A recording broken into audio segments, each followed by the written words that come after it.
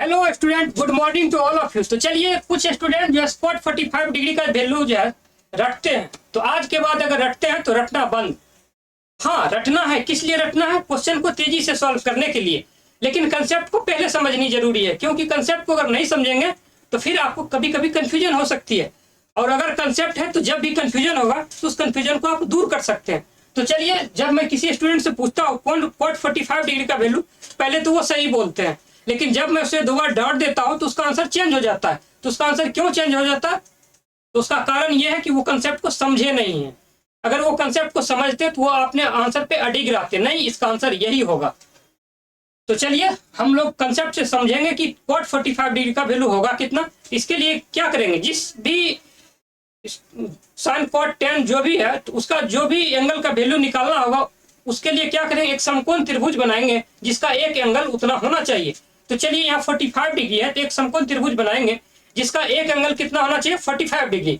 तो एक angle 45 degree हो तो ऐसा एक त्रिभुज हम लोग बना लेते हैं। आइए, वो एक समद्विबाहु त्रिभुज होगी, जिसका ये समद्विबाहु त्रिभुज होगी, तब इसका एंगल कितना हो जाएगा, 45 डिग्री। ये कितना हो जाएगा, 45 डिग्री। और ये कितना हो जाएगा, ये भी 45 डिग्री हो जाएगी, और ये 90 डिग्री हो जाएगी। अगर ये 1 है तो ये कितना होगा, ये भी 1 हो जाएगा। इसका नामांकन हम लोग कर देते हैं ए, बी और सी।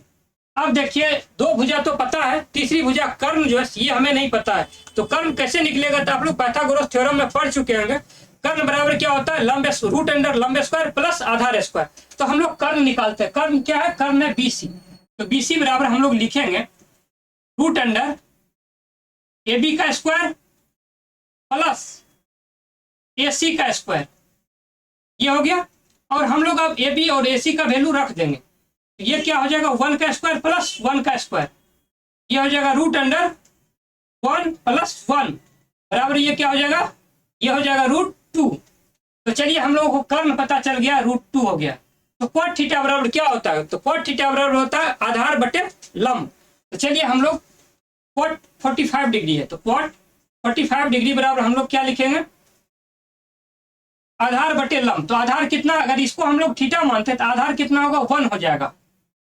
और उसके बाद लंब कितना हो जाएगा, लंब ये सामने होता है, थीटा के सामने वाली लंब होती है, तो ये हो जाएगी 1। तो 1/1 बराबर क्या हो जाएगा, 1। अगर आप थीटा अगर इसको भी मानते हैं तो कोई प्रॉब्लम नहीं, कारण ये भी 45 डिग्री है। तो इसके सामने वाली लंब ये हो जाएगी और आधार ये हो जाएगी। दोनों तो 1 और 1 ही है, तो 1/1 ही रहेगी, और इसका आंसर क्या आ जाएगा, 1। तो कॉट 45 डिग्री का आंसर कितना आ गया, 1।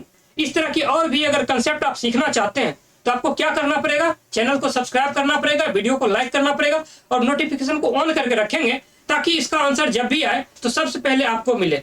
तो चलिए, अगर आप चाहते हैं कि सबसे पहले आंसर आपको मिले और इस तरह की कंफ्यूजन दूर हो, तो इस तरह के कंफ्यूजन को दूर करने के लिए आप जो है चैनल को सब्सक्राइब और नोटिफिकेशन को ऑन करके जरूर रखेंगे। तब तक के लिए थैंक्स।